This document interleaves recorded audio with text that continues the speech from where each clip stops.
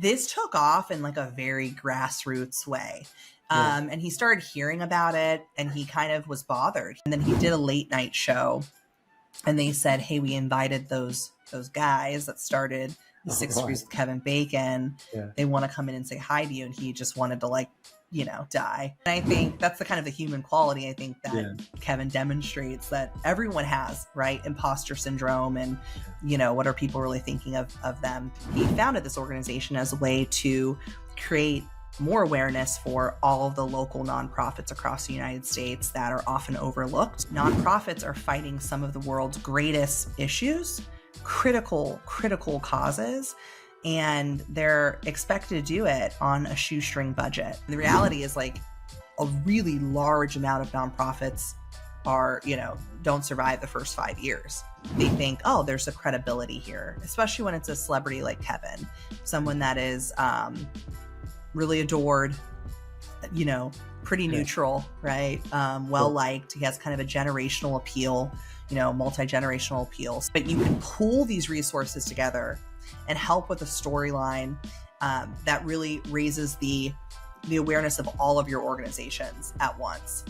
When you create cultures like this, you tend to have more valued employees, those stronger retention, more engagement, all these things that are really, really critical for any organization to really thrive these days. And that sounds really insane, but I can't say how much better I am as a human being when I say at 9 o'clock when this alarm goes off,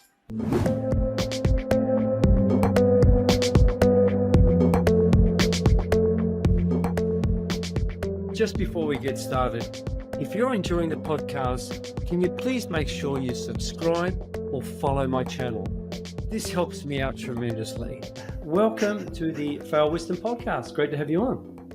Thank you so much for having me. Okay, so to start off, look, we know that, well, I know that you work for 6degrees.org with Kevin Bacon, like an actor I really admire, actually. And that's wonderful. But let's hear a bit about Stacy. Tell us a bit about yourself, and so the audience knows who you are and what you've been doing.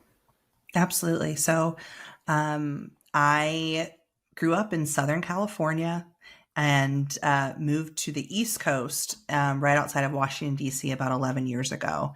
Grew up in kind of a small town. Every school I ever went to was within a mile from each other. But for most people that know me, they wouldn't categorize me as someone that was afraid to go far away from home.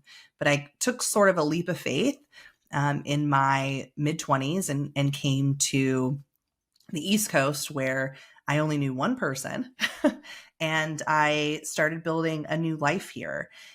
And it was about that time I started getting involved in kind of the nonprofit realm and really social enterprise.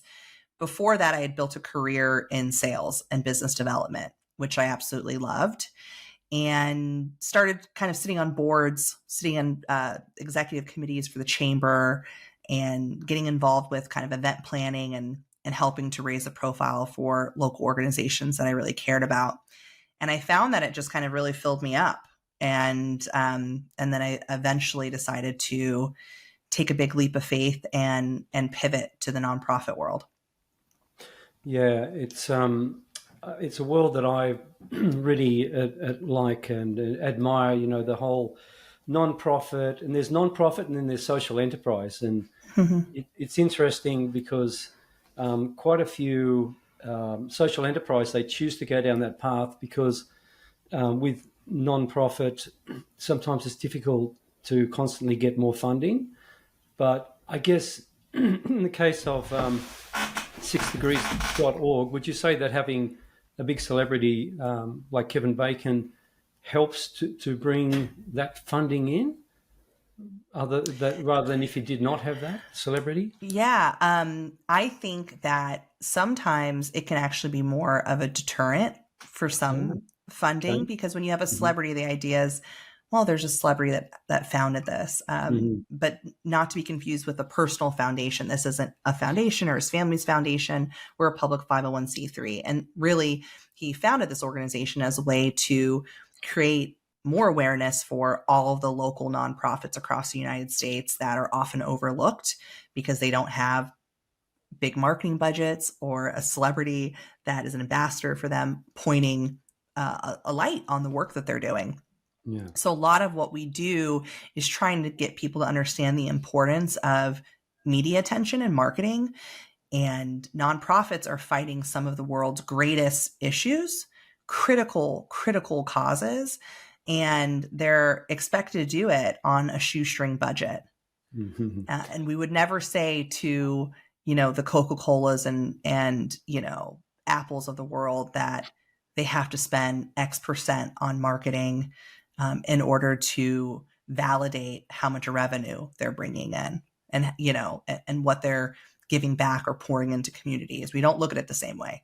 But with nonprofits, they're scrutinized in a way that makes it very hard for their boards and their constituents to say, yeah, spend this money on marketing so that you can have a fighting chance at gaining the attention that you need to solve hunger or, the AIDS epidemic, and the list goes on.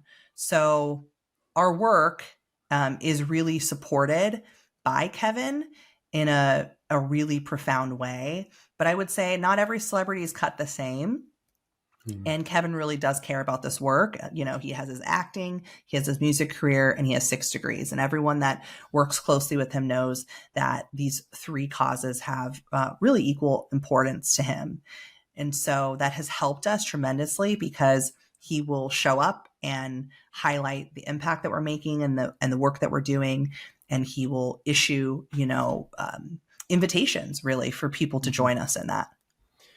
Yeah, no, that's fantastic. And look, I'd say in the startup world as well, the sales and marketing aspect is so critical. I mean, even in my startup, that's totally what we lack. Like we built, developed for 4 years and, a huge cost, but we didn't put enough into sales and marketing. And that's where you can fall down, particularly if you're trying to, get something out there that hasn't been built before. So it's like you're selling a future vision as well. And then you're a startup and then you may be small, particularly at the beginning. And it's not easy to sell or market, but it's actually absolutely crucial. I interviewed another gentleman, Alan Jones, and he's been in the startup world all his life. And he's pretty much said, he's got a T-shirt because he does that for a hobby. If you're a tech guy and you think it's all about tech and startups, you're wrong. It's all about sales and marketing. So yeah, I've experienced that as well. Like we had a really good product or platform, and we lacked on the sales and marketing. And there was others that came up way later than us, and just in a couple of years with a big sales team and marketing, they really took off. So I'd say, probably even harder in the not-for-profit world. Oh, absolutely. And, prior to this role, I worked for a startup on the corporate side for electric vehicle infrastructure. And so I was a really kind of early pioneer in that space, building out fast charging stations for adoption across the US, which really is drastically behind. But this was before the Tesla came onto the market. It was just the Nissan Leaf. And we would say, like, are we going to have marketing towards this? Like, there was no marketing. There was no, there was, our kind of our private funding, but we had to kind of hit the streets and go door to door to these different Nissan car dealerships. And I had to get the salesmen and women to understand the benefits of selling an electric car, which they got paid less in commission than selling an Altima or something else. Like you're literally trying to spin gold, okay, like Rumpelstiltskin, and they weren't really putting that type of financial capital, and those are like the OEMs behind the cars up until really recent years, right? So I feel like there has been kind of a slower adoption rate, but there's also price and other constraints that are factoring in.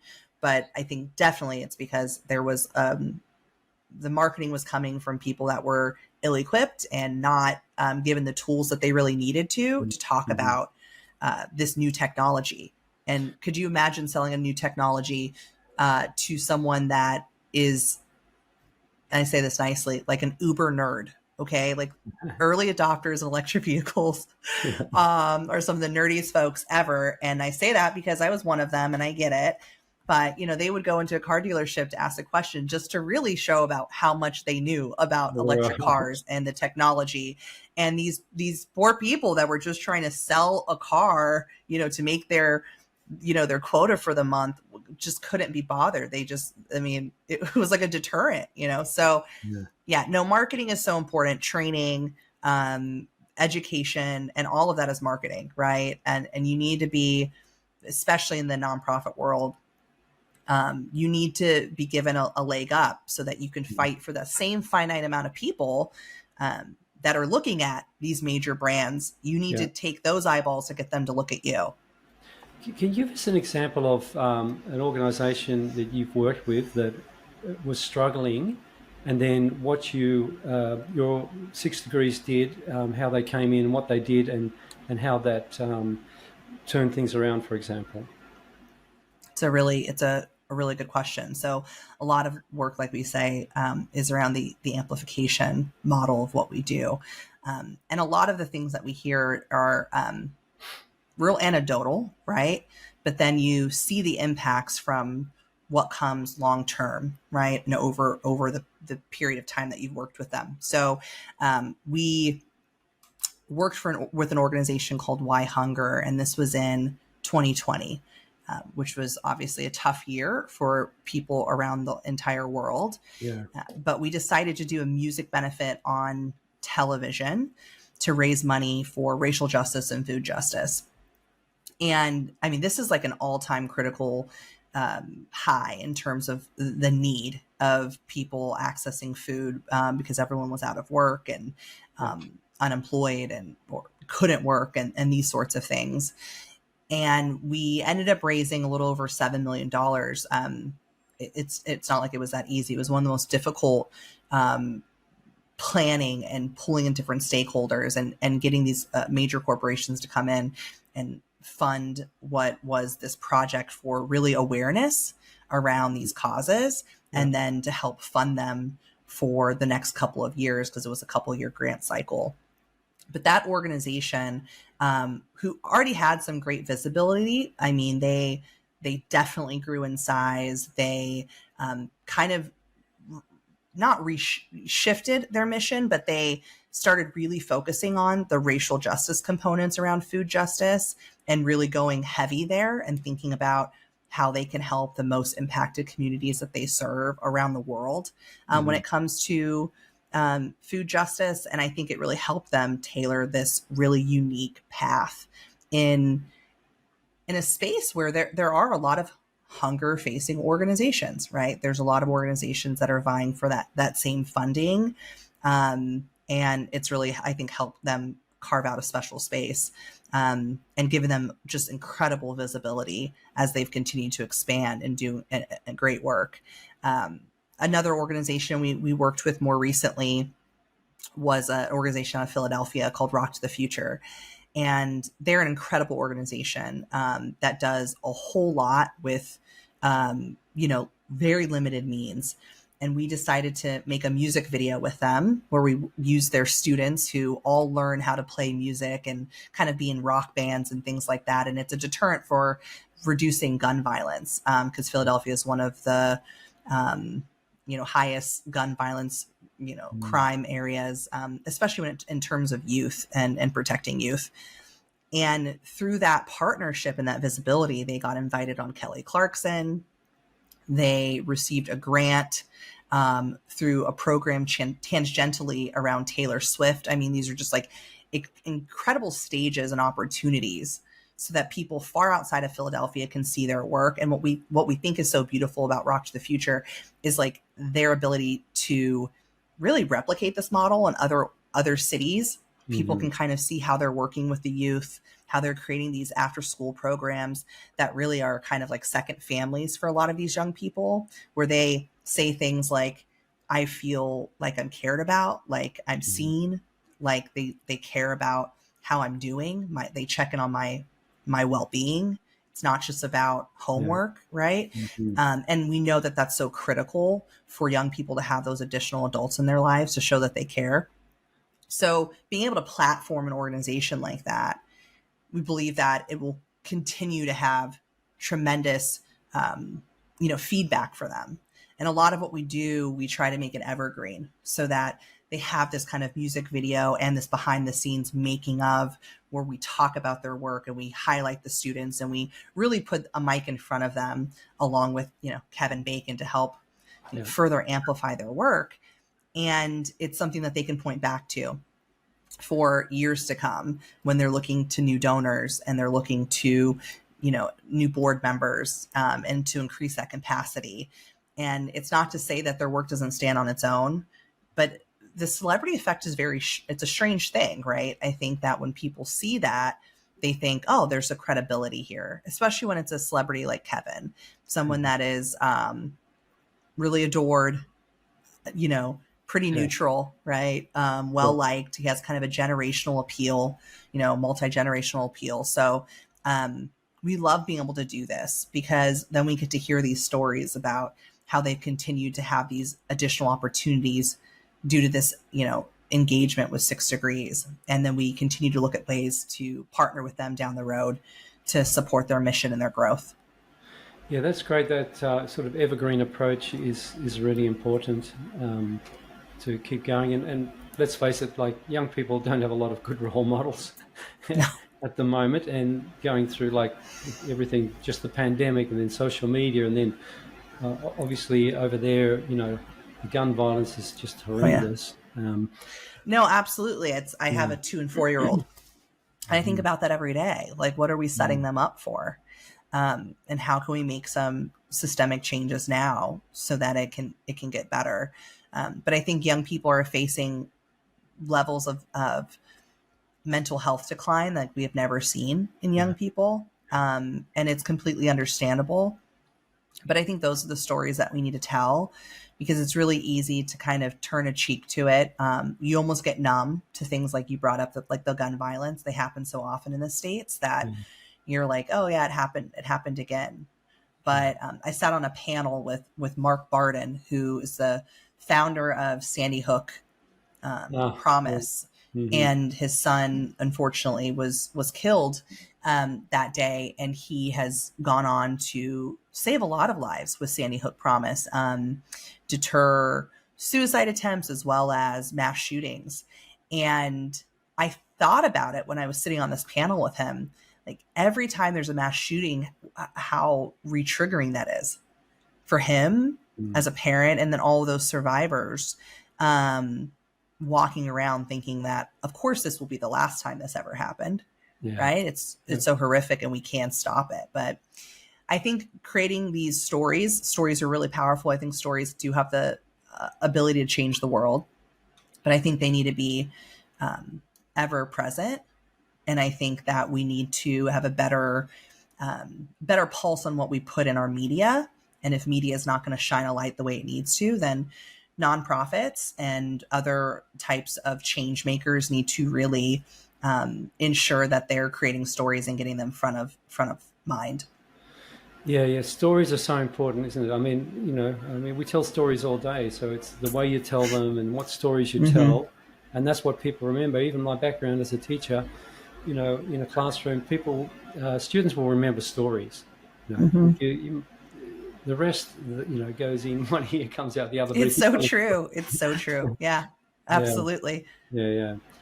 All right. So it's a fascinating organization doing a lot of good, and where it's needed, helping sales and business development. They're usually, like in the startup world as well, that's the weak link, so to speak, with a lot of startups. But so those examples you gave are really awesome. What about, for example, if you had a small non-for-profit and didn't have a lot of resources, what could they do themselves to be able to, get their stories out there and get more traction if they didn't, for example, have an organization like 6 Degrees working for them? That's such a good question, Paul. So we are a 2-person organization. Really? Yeah, which people are always pretty shocked to hear. I was shocked. Yeah. Because we have immense impact, but we leverage a lot of partners, and we collaborate, and we always share with nonprofits, especially those that, like you described, are smaller, and a lot of them are a lot, that collaboration is key. And I always say, before you start a nonprofit, why don't you look for a nonprofit that's doing the same work? Okay. It would make so much more sense to lend your expertise, your drive, your passion to make an existing nonprofit better than to try to do it your own way, with limited resources. And the reality is, like, a really large amount of nonprofits are, don't survive the first 5 years. So it doesn't make sense to do it on your own. Now, say you're established and you're a small nonprofit, I would be looking for like-minded organizations. So one of the principles that 6 Degrees works around is that when we do some type of campaign or a project, we bring in multiple stakeholders. And that's really important because we believe a rising tide lifts all boats, and they all have individual resources, whether it's skill sets, their network, maybe it's a celebrity, maybe it's just really strong communications, comm support, that sort of thing. But you can pool these resources together and help with a storyline that really raises the awareness of all of your organizations at once. It is a very hard thing for some nonprofits to get their head around, because we're really trained to covet our donors. Like, we can't let, a donor realize that there's another nonprofit that might be somewhat aligned to the things that they care about, because we'll lose that. As opposed to saying, we're going to collaborate and do something really special and exciting that our donors will be invigorated by and want to support us in a bigger way, right? Which is typically what happens. So what I say to those nonprofits is, if you are a pediatric cancer organization, you're working on cures, right? Partner with your local Make-A-Wish, partner with other organizations that are supporting, like Ronald McDonald House, a local one. We have children's in at NIH here in Washington, D.C., so that you're tackling these issues from different angles, right? But you could create campaigns, you could create momentum, you could create events, right? Leveraging your shared resources so you can go further, go further together, as we say. Yeah. Makes total sense, doesn't it? And, you have the power of many collaborating. Absolutely. I think that's really, really good advice. Now, the saying, like 6 degrees, of Kevin Bacon, like, I'd like to know the origins of that. I guess you must know that, right? Knowing Kevin Bacon. Did it come from him, or did it come from someone else? No. It came from these 3 college students in the 90s. Yeah. They were at Albright University, which is in New Jersey, I want to say. And they were watching a movie late at night. And I want to say they were playing a drinking game. I might be adding that little point, but I think so. And Kevin was in that movie. And that movie ended. Another movie started. It was Kevin again. And so they made this joke, I bet you can connect to this guy to every other Hollywood actor in 6 degrees or less. Making a joke that he's been in so many things that he's so well connected. Well, this was pre-internet, right? This was this took off in like a very grassroots way. And he started hearing about it, and he kind of was bothered. He thought people were making fun of him, kind of saying, oh, he's a 2-bit actor and he's, played all these like rinky-dink roles, when in reality, that's not what they were saying at all. That's not what anyone's saying. They're just saying, like, he's prolific. He's played in all kinds of iconic movies with all kinds of iconic stars. And one day, I believe they were on Howard Stern. So he realized, like, this is something that's just like having some lag time. And then he did a late night show, and they said, hey, we invited those guys that started the 6 Degrees with Kevin Bacon. Yeah. They want to come in and say hi to you. And he just wanted to die. And, but then they came in, he said they were some of the nicest guys. and they were really just very deferential and, complimentary of his work. And he realized, like, oh, they're not poking fun at me, Okay. And I think that's the kind of the human quality, I think, that Yeah. Kevin demonstrates, that everyone has, right? Imposter syndrome and, what are people really thinking of them? But when he started 6 Degrees, it was years later in 2007. Yeah. And it was really around this idea of, like, what do I have? He was inspired by Paul Newman, and the 6 Degrees with Kevin Bacon was still pretty prolific. Yeah. And so he decided to turn it on its head and start this nonprofit, really making anybody be a celebrity for the causes that they care about, creating ways for them to get involved and support those issues that matter to them. Yeah, it's great how he turned it around, and it's fascinating. So you are 1 degree from Kevin Bacon. I am, and that's not really how it is, because I've done some filming with him. So it's funny because I'll meet someone and they'll go, "Oh, I'm 2 degrees now," and I'm like, "No, that's not how it works. You have to film something with me to be 2 degrees." It's is that how it works? Yeah, it's that they actually have to be in a film project. However, it's not like you're going to correct people. It's very fun. So that makes me today 2 degrees because we're filming this, right? Yeah, absolutely, so I am Paul. You are 2 degrees. Kevin Bacon. There you go. Yes. Now you can correct everybody else along the way. Yeah, you're only 3rd, 4th, 6th degrees. Yeah, I'm 2, all right? What's your favorite Kevin Bacon movie? Look, there's so many. He did a series a few years ago, like he was a cop. That was pretty good. The Following. You want to know the truth? I love Kyra Sedgwick, and I loved her in The Closer, the series. I watched it all. I love that series. I loved her. I think she's a brilliant actress. She's fantastic. As is Kevin. She's brilliant. Yeah, I just love that series. Yeah. It was really, really good. And that accent she had, like, such a country little accent. She's a fireball.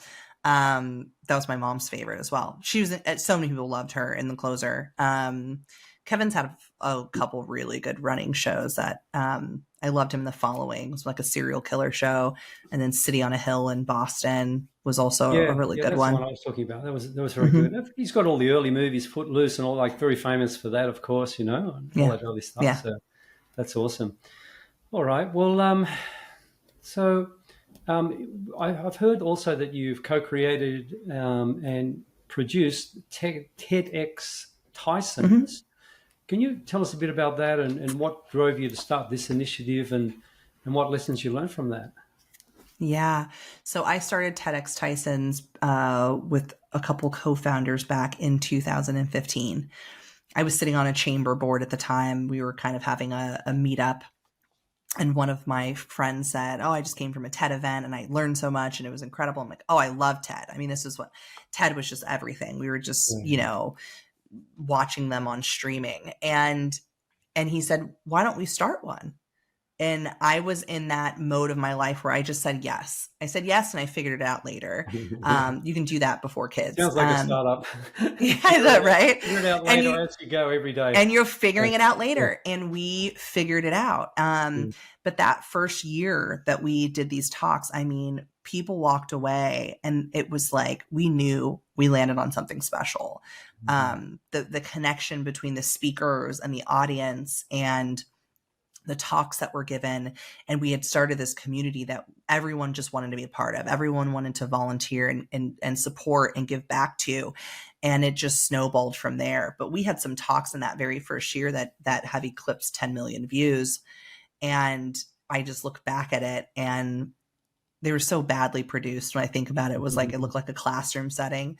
They got way better as they went along, right? But you learn a lot of things as you go, and the content stood on its own, right? The talks were sensational, but then you start learning kind of the art of movie making and filmmaking and producing with more drama and cinematic appeal, and how that plays into people wanting to stay listening. But it was a journey, and we had 12 kind of full-time volunteers because, TED is an unpaid opportunity.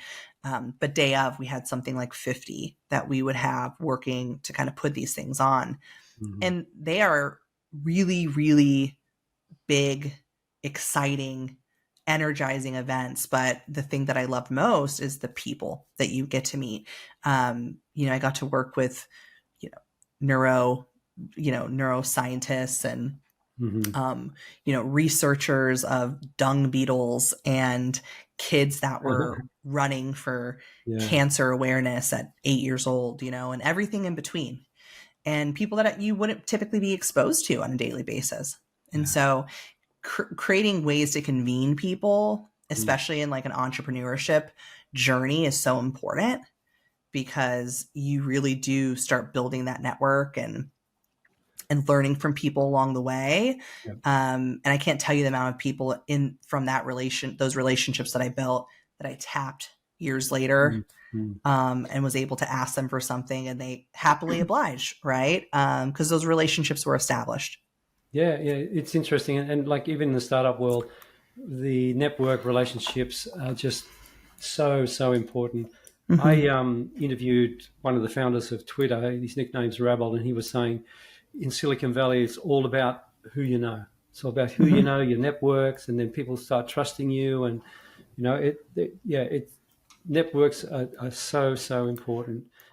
They're key. Yeah. They're key. Yeah, and like even doing a podcast, I meet all these amazing people, like I'm talking to you today, which is sort of a similar thing. And just getting back 100%. To the cinematic sort of productions and all that. I mean, I have a background doing some film work and video work, and even like in 360 VR and all that.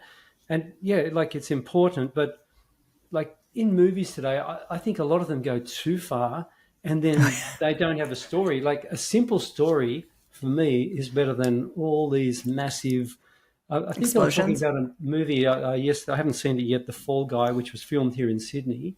They were saying it was done by a stunt, like the director was a ex-stuntman. And there was all these stunts, all throughout, like every 10 minutes, amazing stunts, but there wasn't much story in it. And I thought, no, I'm not going to go and see that. I'm not going to pay to see something like that. It's all about the story. But even like with podcasts as well, what I love about it is just a conversation. And it doesn't have to be really high tech. It has to be obviously good sound and look okay. But, that will increase, as I go along. But sometimes I've seen podcasts or, conversations, and they bring in all these B-roll and all over the place. I'm thinking, I just want to see the person talking. Like, get that stuff out of my face. You know what I mean? So sometimes people go overboard, I think, with that, and don't concentrate on the actual story that's being told. That's such a good point, Paul. And I do want to address that directly, but it reminds me of a movie I recently watched with my husband, Roadhouse. They remade Roadhouse, and it's garbage. And it's part of this new movement of brands that are creating kind of production companies similar to Mattel and Barbie, right? But this was UFC. Like it was like MGM was the production company behind this, where all the UFC fights are. And there was so much fighting and like gross brutality, where you're like, what is going on? And then we watched the original, and we're like, he's like a peacekeeper. Like he doesn't want to hurt anybody. Like he's, you know what I mean? Like they like literally departed from the story just to make it about as being as brutal as possible. And the storyline was terrible. And the writing was bad. So anyways, that unfortunately can happen times as well. I think what's happening with podcasts is it's really like people say it's like a saturated market because quote unquote anybody can set up a podcast. But those that are listening, like most people aren't listening to podcasts these days. And so you can only go up in terms of saturation and getting additional, downloads. But I think people are so focused on the cinematic because of YouTube and trying to capture the attention there and to TikTok. Monetize in that way, and TikTok. But I think what's really useful about the podcast market and how people should be thinking about it more so is that it's a wonderful tool, especially for businesses, to highlight the work that they're doing, highlight the executives that are working at these organizations. And it's a plethora of content. We're going to walk away with this in an hour and have this conversation, and someone listens through it all going to hope that they enjoy it and they get a lot of nuggets out of it, right? Yeah. But you and or I could cut this up a million different ways and feed content that draws from some of the points that we're making, just further cementing ourselves as experts and thought leaders in these different spaces. And I think that's really important because there is a lot of noise, and depending on the work that you're doing, when we talk about marketing, that's an easy way to get more marketing and get more of a presence online, especially when social media is such a key component for marketing these days. And that's a really easy thing for nonprofits and also obviously companies to do, is to make sure that they're leveraging these types of platforms, but they don't look at it as a one-use media piece, but that they can really use it, a plethora of different ways and increase the value of that one asset. Yeah, I mean, I offer now I offer my guests the full episode and then a whole bunch of shorts as well if they want to use it on their social media. So it's fantastic. Yeah. Now, what I'm really interested in with all my guests, and particularly those that are in the, for good space, philanthropic, not-for-profit, is what drives you. So is it something from your past, from your childhood, formative years, that makes you want to be in this space and do this sort of work that you're doing? Is it something that happened in your life, or what drives you, Stacy? It's a good question. I think I have like an empathy gene where I see hurt, and I feel it so deeply. And I also feel like I can relate to lots of different people in different ways. It might be like my faith background. It could be just my upbringing because there were moments of struggle and definitely challenges. But I feel like the only way I feel like I'm walking in my purpose is when I'm trying to serve other people in a way that is authentic to me.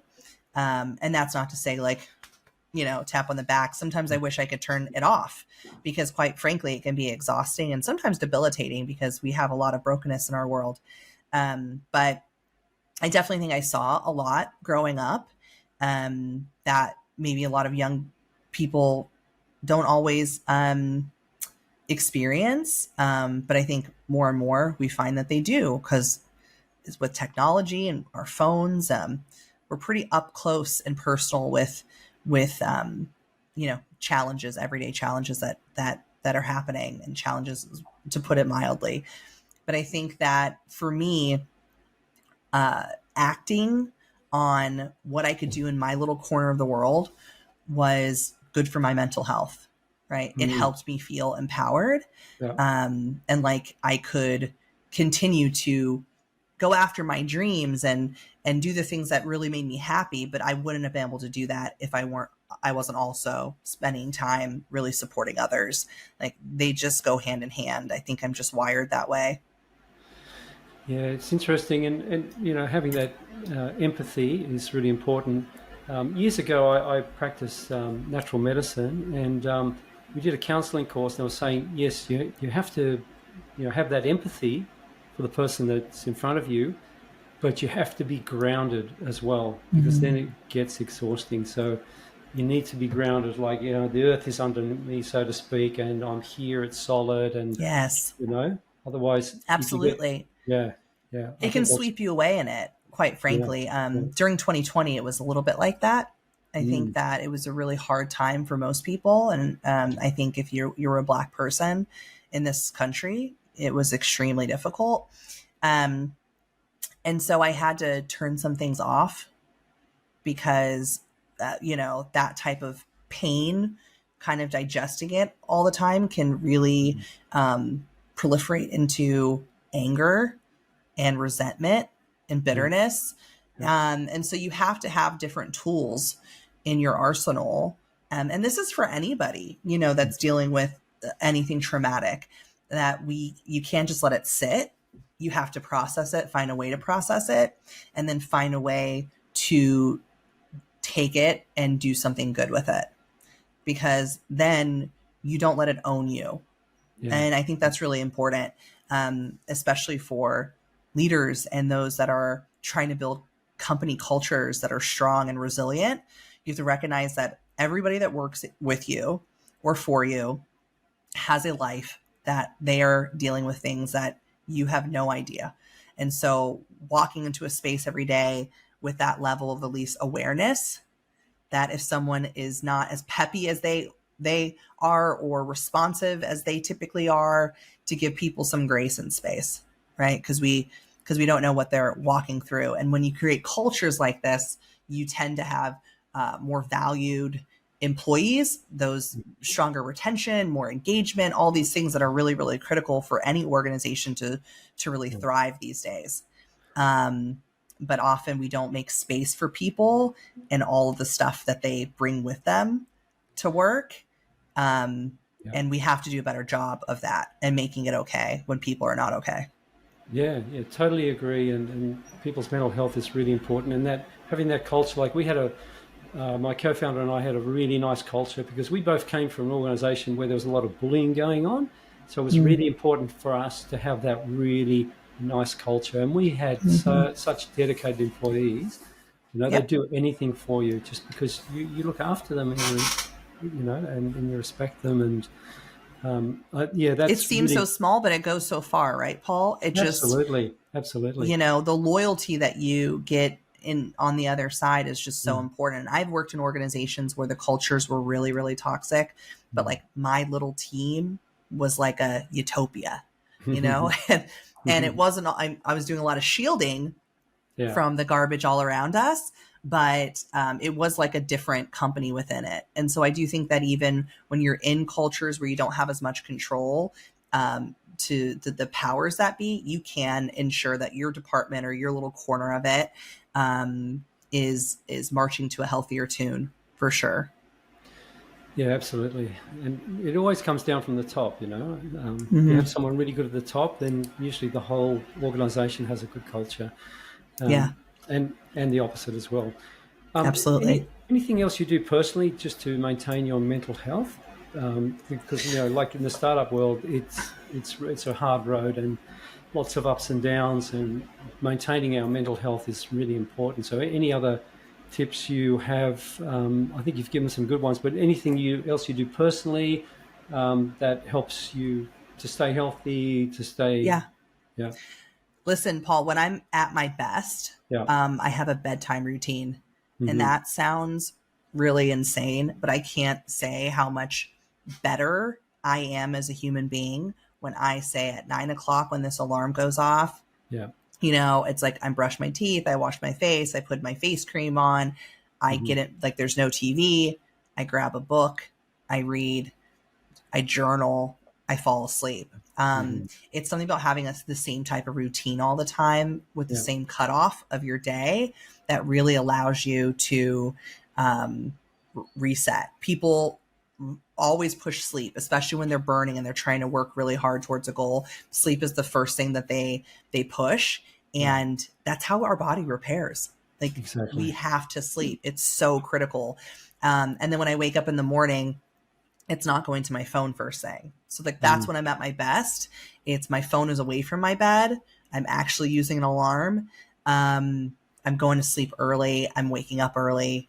I'm drinking lots of water, like things that are just like fueling your body so that your mind is fueled as well.